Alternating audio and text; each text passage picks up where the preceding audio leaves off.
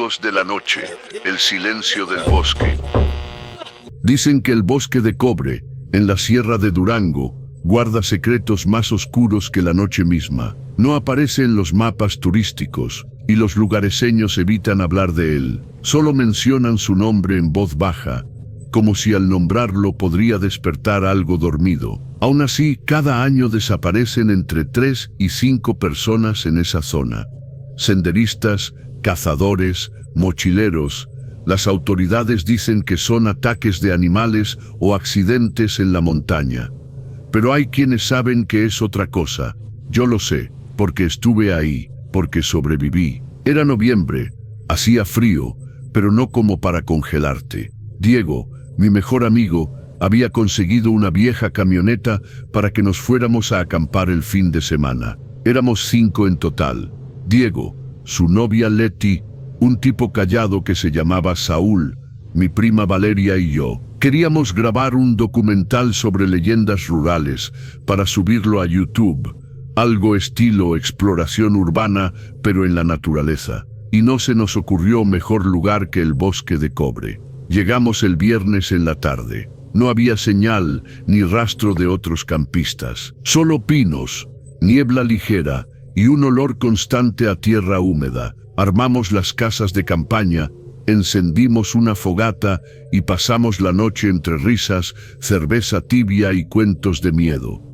Todo normal hasta que llegó el segundo día. El sábado, Valeria y Saúl se adelantaron por una vereda buscando ruinas que nos mencionaban un anciano en un pueblo cercano. Dijeron que volverían en 1 hora. Pasaron 2, luego 3. Intentamos llamarlos, pero sin señal. Decidimos seguir sus pasos. La vereda se volvía cada vez más estrecha, como si el bosque quisiera tragarse el camino. Entonces vimos algo, un pedazo de tela rasgado colgando de una rama. Era de la chaqueta de Saúl. Avanzamos en silencio. El aire se volvió pesado. Y justo cuando íbamos a gritar sus nombres, encontramos la mochila de Valeria vacía. Nada más. Ni rastro de ellos, ni huellas, ni sangre, nada. Volvimos al campamento a toda prisa, pero la fogata estaba apagada y la tienda de Leti y Diego abierta. Sus cosas seguían ahí,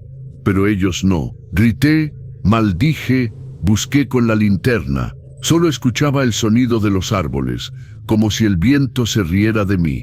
Y entonces lo vi. Entre los troncos, muy al fondo, alguien me estaba mirando. No se escondía, no corría, solo estaba ahí, de pie, observándome. Alto, vestido con ropa de cazador, rostro cubierto con una máscara de cuero, sin expresión. Y en la mano, una cuerda ensangrentada. Corrí como nunca en mi vida. Me caí, me raspé, me corté, pero no me detuve. No sé cuántas horas pasaron hasta que encontré la carretera, sucia, llorando, gritando como loco. Una patrulla me reconoció al amanecer. Nunca encontraron a mis amigos, nunca encontraron nada, solo una nota, escrita con carbón en la base de un árbol.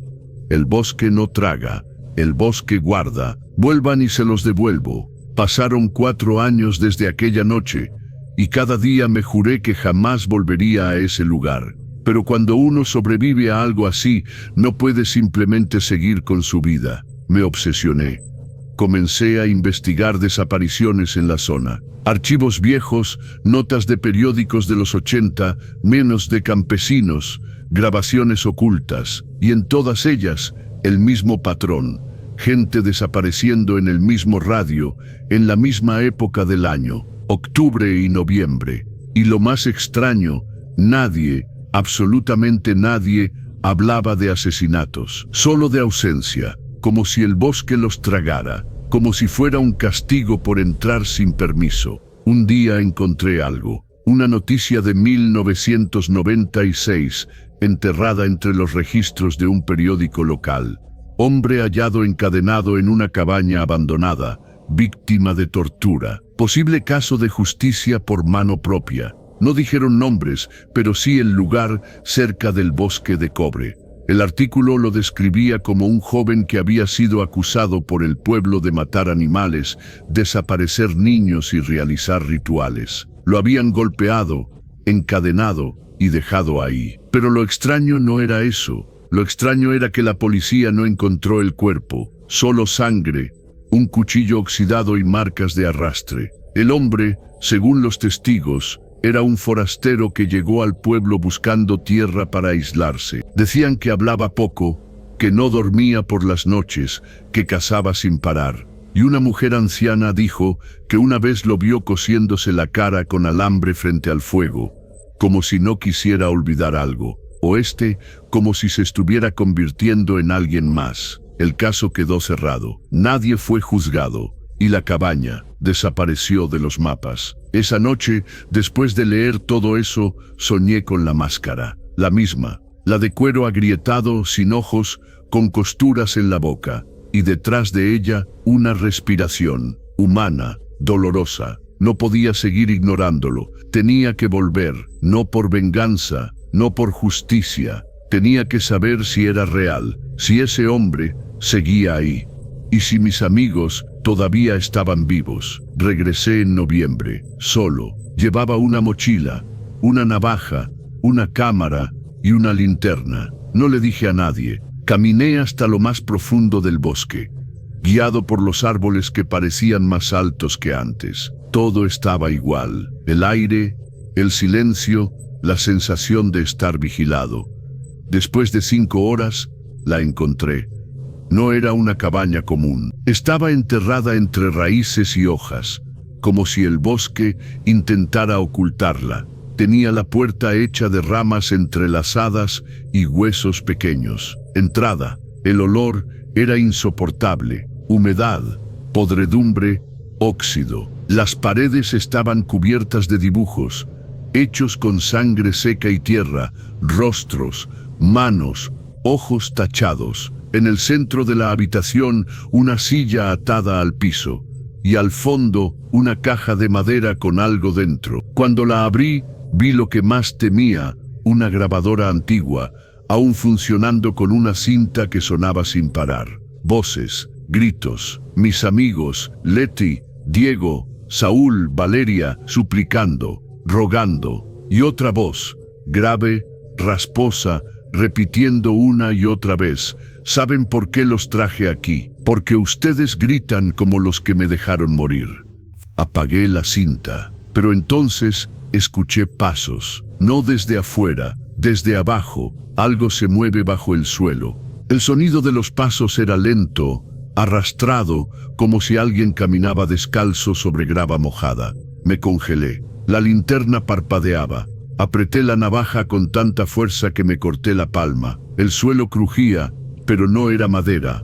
Era piel seca, ramas huecas, algo que había sido sellado y que ahora se abría lentamente. Yo agaché. Busqué con la luz el origen del ruido. Y entonces vi la trampilla. Una puerta de hierro oxidada, encajada en la tierra, apenas visible bajo una alfombra de musgo podrida. La abrí, bajé. Era un túnel, estrecho, húmedo, con paredes de piedra mal cortadas y raíces que colgaban como venas abiertas. No sabía cuánto bajé, solo que el aire se volvía más espeso y caliente. Había dibujos grabados con uñas en las paredes, cruces invertidas, nombres, fechas, ojos, muchos ojos.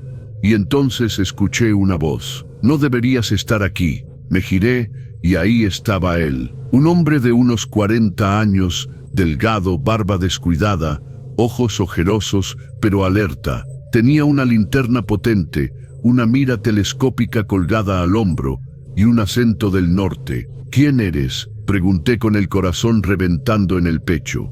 Me llamo Julián. Vine por mi hermano. Desapareció hace 2 años, también aquí. Me contó que era paramédico, que dejó todo para buscar respuestas. Había vivido 3 meses en los alrededores, acampando, vigilando, esperando. Decía que el bosque no solo esconde al asesino, lo protegido, que las rutas cambian, que el clima se distorsiona, que a veces caminas en círculo por días sin saberlo. Y lo más jodido, que el asesino no siempre está solo. Seguimos juntos por el túnel. El calor aumentaba y el olor también. Una sangre seca, un metal, una carne vieja. hasta que encontramos la siguiente sala. Era un cuarto subterráneo con jaulas oxidadas, algunas vacías, otros con restos. Pero no hay restos humanos. Eran animales, o lo que quedaba de ellos, cocidos, deformados, algunos aún vivos, temblando en la esquina como si desearan morir.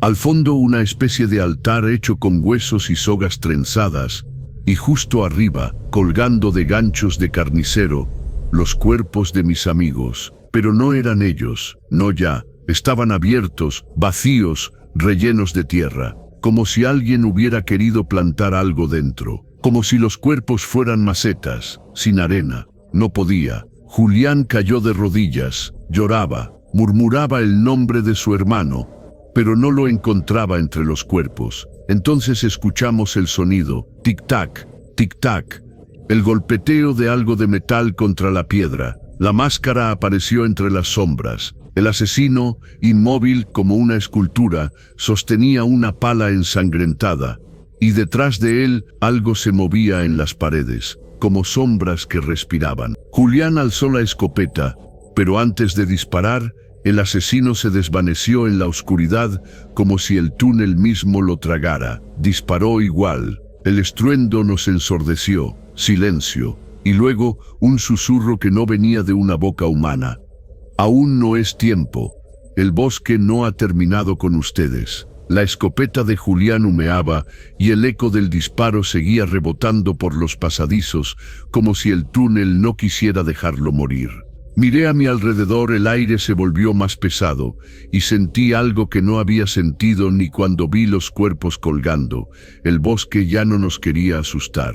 Nos atrapamos, salimos del túnel como pudimos, trepando por la trampilla entre raíces que parecían apretarnos las piernas como manos desesperadas. La cabaña ya no estaba como antes. Algo había cambiado. Los dibujos en las paredes eran distintos. Había palabras ahora. Mensajes escritos con carbón, con sangre.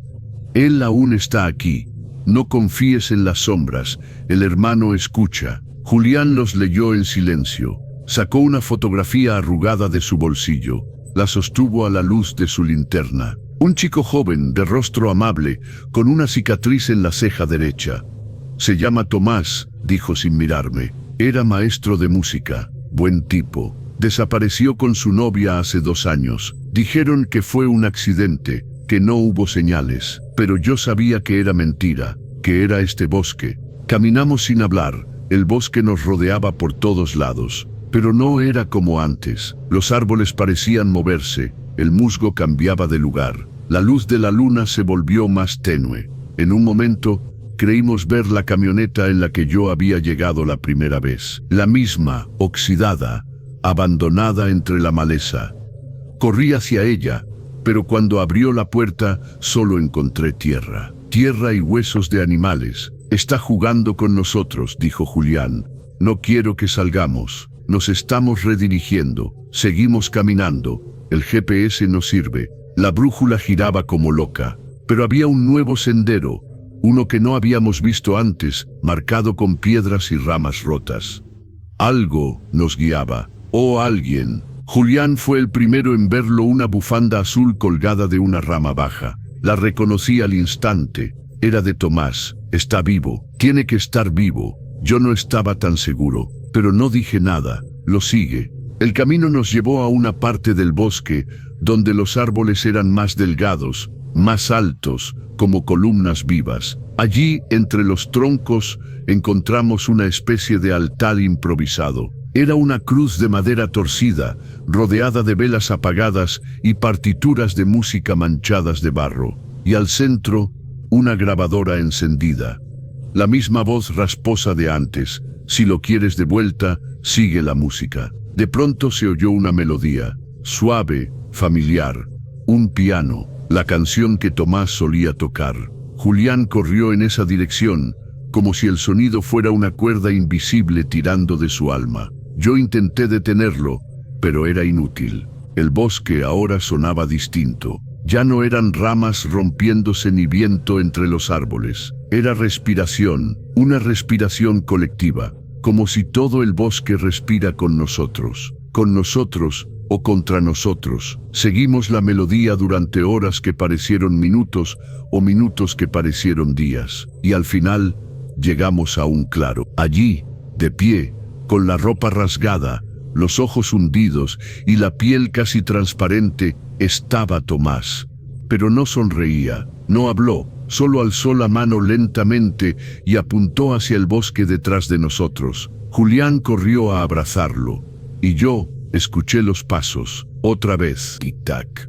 Tic-tac, el asesino estaba cerca. Pero esta vez no venía solo. Tomás estaba ahí, parado como una sombra humana, pálido como un cuerpo sin sangre. Julián lo abrazó, lo tocó, lo llamó, pero Tomás no respondió, no parpadeaba, solo murmuraba la misma palabra una y otra vez, como un disco rayado. Perdón, perdón. Y entonces vi su espalda. La piel estaba marcada, tallada con símbolos, como si alguien hubiera escrito sobre él con cuchillos calientes. Al centro, el mismo símbolo que habíamos visto en las paredes, una espiral envuelta en espinas. Julián lo soltó, retrocedió y lo entendió. No, no puede ser. Tomás levantó la mirada y por fin lo dijo, con una voz hueca, sin alma. No me dejó ir. El bosque se estremeció, las hojas cayeron en masa, el suelo vibró y desde detrás de los árboles apareció el asesino. No caminó, cayó desde lo alto como un animal salvaje. Traía una lanza improvisada hecha con huesos y metal oxidado. Julián disparó 1, 2 veces. Erró ambas. El asesino se desequilibró. Le clavó la lanza en el abdomen, la giró y luego con una fuerza sobrehumana lo levantó en el aire como si fuera un muñeco. Julián gritó, pero no fue un grito de dolor, fue rabia. Devuélveme a mi hermano, maldito. Acábalo ya, pero mírame a la cara. El asesino lo miró y por primera vez se quitó la máscara. Era un rostro irreconocible. Desfigurado, cocido, quemado en partes, con los labios ausentes y los ojos secos, como si jamás hubiera parpadeado. Pero lo más horrible fue que sonreía. Lo dejó caer. Julián cayó de rodillas, con las tripas saliendo, jadeando. Me miró con sangre en la boca. Ya no está, Tomás ya no está. Solo queda el bosque. El bosque se los traga a todos. Y entonces el asesino alzó un hacha y con un solo golpe le destrozó la cabeza como si fuera una fruta podrida. El silencio fue absoluto. Corrí, no miré atrás, no sé cómo, pero el bosque me dejó salir. Tropecé, sangré, lloré y al amanecer caí cerca de la carretera. Unos hombres me encontraron. No recuerdo sus rostros, solo sé que desperté en un hospital, esposado, acusado de asesinato. Conté todo, nadie me creyó. Los cuerpos no estaban, las grabadoras no aparecieron, la cabaña no existía en ningún mapa. Nada, me soltaron semanas después, sin pruebas.